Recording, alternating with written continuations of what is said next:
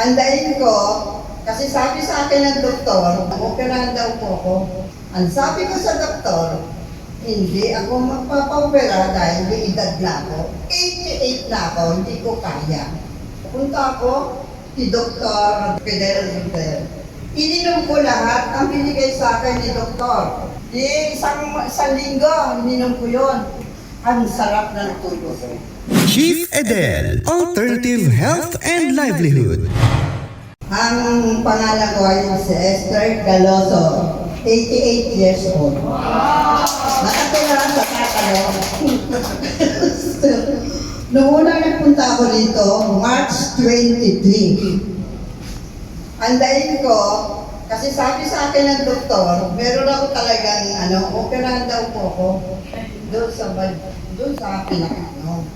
Ang sabi ko sa doktor, hindi ako magpapa-opera dahil may edad na ako. 88 na ako, hindi ko kaya. Ang sabi ng doktor, bakit?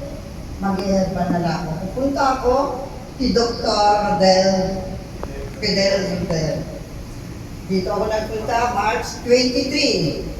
March 23, 23, 25, 26, 27, 28, 29, 30, ininom ko lahat ang binigay sa akin ni doktor.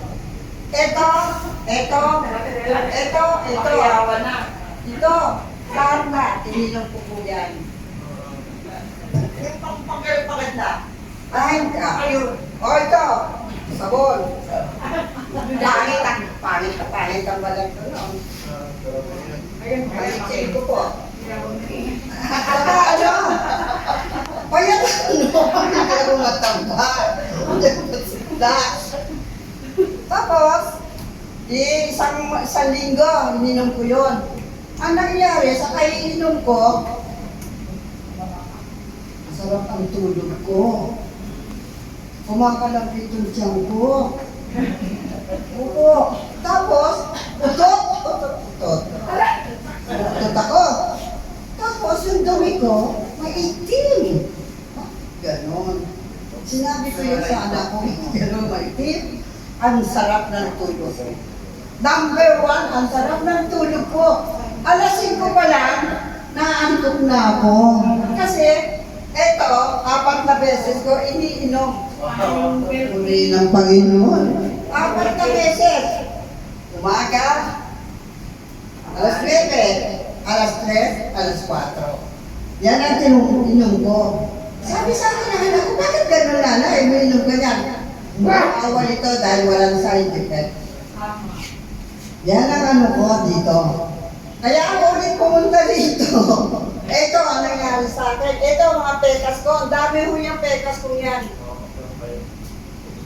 Dahil sa sabon. Ito. Hindi naman ako nagpapaganda. Tapos sabi ng anak ko, nanay parang tumaba ka. Kumanda yung putis mo. Sabi ko, bakit? Sabi na nalaman dyan. Ilang may Opo. Malinis na yung organ sa Opo. At ano ko, pinagtataka ko, bakit dumi ko itim? Yun daw ang sabi ni Dr. Rodelo, na siguro na ito yung gamot na iniinom ko. Salamat naman sa Panginoon na ayaw ko magpa-opera, idadaan ko sa mga gamot. Itong 4 na ito. Iniinom ko yan. 4 na beses. Thank you. Salamat.